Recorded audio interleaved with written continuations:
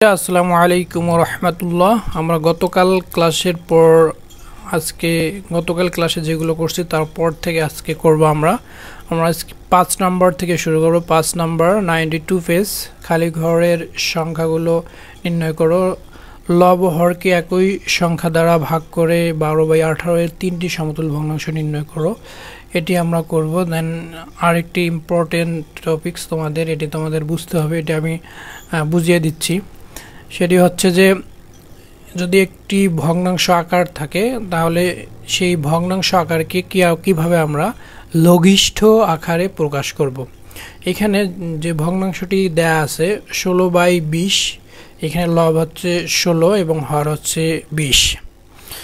এই ভগ্নাংশটিকে কিভাবে আমরা লঘিষ্ঠ ভগ্নাংশে প্রকাশ করব তার নিয়ম হচ্ছে যে আমরা গসাগু শিখেছি। আমরা যদি গসাগু করতে পারি তাহলে আমরা এই 16 এবং 20-এর গসাগু বের করে সেই গসাগু দিয়ে যদি আমরা ভাগ করি তাহলে আমরা লঘিষ্ঠ আকার অতি সহজেই আমরা করতে পারি। তাহলে আমরা এখানে 16 এবং 20-এর গসাগু হবে 4। সুতরাং আমরা 16কে যদি 4 দিয়ে ভাগ করি তাহলে পাবো আমরা 4, এবং আমরা যদি 20কে 4 দিয়ে ভাগ করি তাহলে আমরা পাবো 5। এখানে এইদিকে দেখানো হয়েছে, এখানে 16কে আমরা কেটে 4 লিখেছি এবং 20কে কেটে আমরা 5 লিখেছি। অর্থাৎ 4 দিয়ে আমরা উভয় সংখ্যাকে ভাগ করেছি, লব এবং হরকে ভাগ করে 4/5 পেয়েছি। এটি হচ্ছে লঘিষ্ঠ আকার। অর্থাৎ এই ভগ্নাংশটিকে আমরা 4/5 এই ভগ্নাংশে রূপান্তর করলাম, অর্থাৎ লঘিষ্ঠ আকারে প্রকাশ করলাম। অথবা আরেকটি নিয়মে করা যায়, সেটি হচ্ছে এখানে তোমরা দেখতে পাচ্ছ যে 16/20, এখানে লব এবং হরকে প্রথম অবস্থায় আমরা 2 দিয়ে ভাগ করে নিব। তাহলে 16কে আমরা যদি 2 দিয়ে ভাগ করি তাহলে আমরা পাচ্ছি 8, এবং 20কে যদি আমরা 2 দিয়ে ভাগ করি তাহলে পাচ্ছি 10। দেন আমরা আবার 8 এবং 10, এই 8/10কে আবার 2 দিয়ে ভাগ করব। দেন 8কে আমরা যদি 2 দিয়ে ভাগ করি পাবো 4, এবং 10কে যদি আমরা 2 দিয়ে ভাগ করি পাবো 5। তাহলে আমাদের এটি হয়ে গেল লঘিষ্ঠ আকার। অর্থাৎ এখানে লঘিষ্ঠ আকার বলতে এটি বোঝানো হয়েছে যে এই ভগ্নাংশটিকে আমরা কত ছোট আকারে প্রকাশ করতে পারবো। অর্থাৎ কোনো সংখ্যা দিয়ে যতক্ষণ পর্যন্ত এই ভগ্নাংশটিকে ভাগ করা যাবে ততক্ষণ পর্যন্ত এই ভগ্নাংশটিকে ভাগ করে ছোট আকারে প্রকাশ করতে হবে।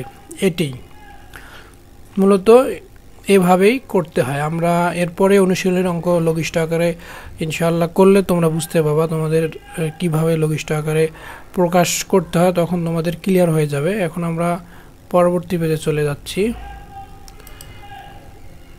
এখানে নিচের ভগ্নাংশগুলোকে লঘিষ্ঠ আকারে প্রকাশ করে এগুলো আমরা করব। এখানে তোমরা দেখতে পাচ্ছ একটি অঙ্ক আছে 4/10, এটিকে আমরা যদি 2 দিয়ে ভাগ করি তাহলে উপরে থাকে 2, নিচে হচ্ছে 5। তাহলে এটিকে লঘিষ্ঠ আকারে প্রকাশ করলে হচ্ছে 2/5। এটিকে কিন্তু আর ভাগ করা যায় না, এই ভগ্নাংশটিকে আর কোনো সংখ্যা দ্বারা ভাগ করা যায় না। সো এভাবে করতে হয়, আমরা এগুলো করব। এবং অনুশীলনী 8.5-এর 1 নম্বরে দেওয়া আছে বক্স থেকে প্রকৃত ভগ্নাংশ এবং যে ভগ্নাংশগুলোর মান 1-এর সমান তা খুঁজে বের করো। এখানে প্রকৃত ভগ্নাংশ আমি বলেছি যে প্রকৃত ভগ্নাংশ কাকে বলে।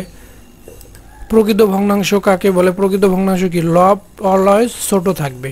লব যদি ছোট হয় এবং হর যদি বড় হয় তাহলে সেটি হবে অপ্রকৃত ভগ্নাংশ। এগুলো আমরা করব গাণিতিক প্রতীক ব্যবহার করে, ছোট থেকে বড় সাজাও, এগুলো আমরা খালিঘর নির্ণয়, এগুলো আমরা করব। এখন প্রথম যে 5 নাম্বার যে অঙ্কটি ছিল, 5 নাম্বারে ছিল খালি ঘরের সংখ্যাগুলো নির্ণয় করো। এখন আমরা এই অঙ্কগুলো করব, কিভাবে আমরা খালি ঘর পূরণ করব। এখানে এই অঙ্কগুলো অনেক সহজ, কঠিন বলতে কিছু নেই। খালি ঘরের সংখ্যাগুলো নির্ণয় করো। এখানে 3/9 সমান ফাঁকা ঘর 3 দেয়া আছে। এখন আমরা লক্ষ্য রাখবো যে এখানে একটি ফাঁকা ঘর যে দেয়া আছে তার অপোজিট, অর্থাৎ এখানে লব ফাঁকা ঘর দেওয়া আছে, হর কিন্তু একটি সংখ্যা দেওয়া আছে। তো এই 3 আমরা কিভাবে পেলাম?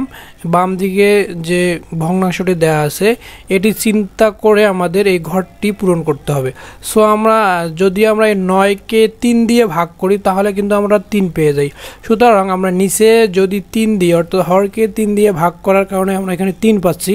সুতরাং আমরা লবকেও 3 দিয়ে ভাগ করে দিব। তো লবকে যদি আমরা 3 দিয়ে ভাগ করি, 3কে যদি 3 দিয়ে ভাগ করি, আমি এখানে দেখিয়ে দিছি, তাহলে 3 ভাগ 3 1 পাচ্ছি, তাহলে ফাঁকা ঘরে হবে কি 1 হবে। অনুরূপভাবে 2 নাম্বার 6/8 এখানে পাচ্ছি 3, তাহলে 6কে আমরা যদি 2 দিয়ে ভাগ করি তাহলে আমরা 3 পাই। অনুরূপভাবে আমরা 8কেও 2 দিয়ে ভাগ করে দেব, তাহলে আমরা এখানে 4 পাবো, তাহলে এখানে ফাঁকা ঘর হবে 4। অনুরূপভাবে 3 নাম্বার 4 ভাগ 4 1 আমরা পাচ্ছি, এখানে দেওয়া আছে, তাহলে 12কে আমরা যদি 4 দিয়ে ভাগ করি তাহলে পাবো 3, তাহলে ফাঁকা ঘরে 3 বসাবো। অনুরূপভাবে 4 নাম্বার এখানে 8/20 দেওয়া আছে, এখানে আমরা 5 আছে, তাহলে আমরা 20কে যদি 4 দিয়ে ভাগ করি তাহলে 5 পাবো। অনুরূপভাবে যদি 8কে আমরা 4 দিয়ে ভাগ করি তাহলে এখানে 2 পাবো। আশা করি তোমরা বুঝতে পারছো, এটা সহজ অঙ্ক। পরবর্তী যে অঙ্কটি আমি তোমরা দেখতেছিলে যে লব 6 নম্বরে লব ও হরকে একই সংখ্যা দ্বারা ভাগ করে 12/18 এর 3টি সমতুল ভগ্নাংশ নির্ণয় করো। সমতুল ভগ্নাংশ কি এটি আমি ডিটেলস গত ক্লাসে বলেছি, সো আজকে আমি একটু বলে দিচ্ছি। তারপরও যে এখানে যে ভগ্নাংশটি আছে 12/18, এই ভগ্নাংশটিকে আমরা লঘিষ্ঠ আকারে প্রকাশ করে, অর্থাৎ এটাকে ভাগ করার পরে আমরা যে সংখ্যাটি পাবো, অনুরূপ যদি অন্য কোনো সংখ্যাকেও ভাগ করার পর একই রকম ভগ্নাংশ পাই, একই ভগ্নাংশ হতে হবে, তাহলে সেটি সমতুল আকারে হবে। এখানে আমরা 12/18কে যদি 2 দিয়ে ভাগ করি তাহলে 6/9 পাচ্ছি। এখন এই 6/9কে আমরা যদি 2 দিয়ে ভাগ করি অথবা 3 দিয়ে ভাগ করি তাহলে যে সংখ্যাটি পাবো অনুরূপ আমাদের ভগ্নাংশ নিয়ে আসতে হবে। সুতরাং 6/9 হচ্ছে, এখানে 2 দিয়ে ভাগ যাবে না, সুতরাং আমরা যদি 3 দিয়ে ভাগ করি তাহলে 3 দিয়ে ভাগ করলে আমরা পাবো এখানে 6কে যদি আমরা 3 দিয়ে ভাগ করি পাবো 2, আর 9কে যদি 3 দিয়ে ভাগ করি পাবো 3, অর্থাৎ 2/3 পাচ্ছি। সুতরাং দুটো ভগ্নাংশ আমাদের নিয়ে আসতে হবে যেটাকে আমরা ভাগ করলে 2/3 পাবো। তো অনুরূপভাবে আমরা 12/3 এবং 18/3 এখানে যদি করি, 12কে 3 দিয়ে ভাগ করলে 4/6 এবং 18কে 3 দিয়ে ভাগ করলে হচ্ছে 6 পাচ্ছি। তাহলে এই 4/6 এই ভগ্নাংশটি যদি আমরা নেই, তাহলে 4/6 এই ভগ্নাংশটিকে আমরা 2 দিয়ে ভাগ করি তাহলে আমরা 2/3 পাচ্ছি, অর্থাৎ এটার সঙ্গে মিলে যাচ্ছে। তো 4/6 হবে 6/9 এর একটি সমতুল ভগ্নাংশ। এবং আমরা আরেকটি ভগ্নাংশ নিব 2/3। 2/3 আমরা যদি নেই তাহলে 2/3 আমাদের 6/9 এই মানের সঙ্গে মিলে যাচ্ছে এবং 4/6 এর সঙ্গে মিলে যাচ্ছে। এখানে আমি 12/18 যে ভগ্নাংশটি আমাদের দেওয়া ছিল এই ভগ্নাংশ থেকে 2/3 নিয়েছি। এটি একটি নিয়ম, এটি হচ্ছে আমরা যদি যে ভগ্নাংশটি দেয়া থাকবে এই ভগ্নাংশটিকে এমন একটা সংখ্যা দিয়ে ভাগ দিব লব এবং হরকে, যেটি ভাগ করার পর আমরা ওই ভগ্নাংশটির সমতুল ভগ্নাংশ পেতে পারি, তাই একটি নিয়ম। সুতরাং 12/18 এর 3টি সমতুল ভগ্নাংশ হবে 6/9, 4/6, 2/3, তাহলে এটি হয়েছে আমাদের উত্তর। তারপর 7 নম্বর হচ্ছে নিচের ভগ্নাংশগুলোকে লঘিষ্ঠ আকারে পরিণত করো। এখন লঘিষ্ঠ আকার তো আমি বলেছি, অর্থাৎ এখানে কোনো গসাগু দিয়ে ভাগ করে লঘিষ্ঠ আকার প্রকাশ করতে পারো। এখানে আমি করিয়ে দিয়েছি, দেখো একবারে সহজ নিয়মে। 1 নাম্বার হচ্ছে 4/10, এখানে যদি 2 দিয়ে ভাগ করো তাহলে 2/5 পাচ্ছ, এখানে আর ভাগ করা যাচ্ছে না, তাহলে উত্তর হবে 2/5। অথবা তোমরা এখানে কেটেও দেখিয়ে দিতে পারো, বিকল্প পদ্ধতি আমি এখানে বলে দিয়েছি। 4/10 এখানে 4কে কেটে 2 আর 10কে কেটে 5, অর্থাৎ আমরা 2 দিয়ে ভাগ করে 2/5 পেলাম। অনুরূপভাবে 2 নাম্বার 12/15, তাহলে তোমরা যদি 12কে 3 দিয়ে ভাগ করো পাবা 4, 15কে যদি 3 দিয়ে ভাগ করো পাবা 5, তাহলে 4/5 এটি হবে উত্তর। অথবা এইভাবে তোমরা করতে পারো যে 12 আর 15কে কেটে তোমরা 12কে কেটে 4 লিখতে পারো এবং 15কে কেটে কি লিখতে পারো 5 লিখতে পারো, অর্থাৎ 3 দিয়ে তোমরা লব এবং হরকে ভাগ করে 4/5 পেতে পারো। অনুরূপভাবে 3 নাম্বার হচ্ছে 9/27, 9 দিয়ে ভাগ করলে উপরে 1 পাবা এবং 27কে 9 দিয়ে ভাগ করলে 3 পাবা। আশা করি তোমরা বুঝতে পারছো, একই ধরনের একই নিয়মের অঙ্ক। তারপরে 4 নাম্বারও একই নিয়মের অঙ্ক, এখানে 24/36 আছে, 24/36 এখানে 12 দিয়ে ভাগ করলে আমরা 2/3 পাচ্ছি, অথবা কেটেও দিতে পারো, এইভাবে বিকল্প পদ্ধতিতেও তোমরা করতে পারো।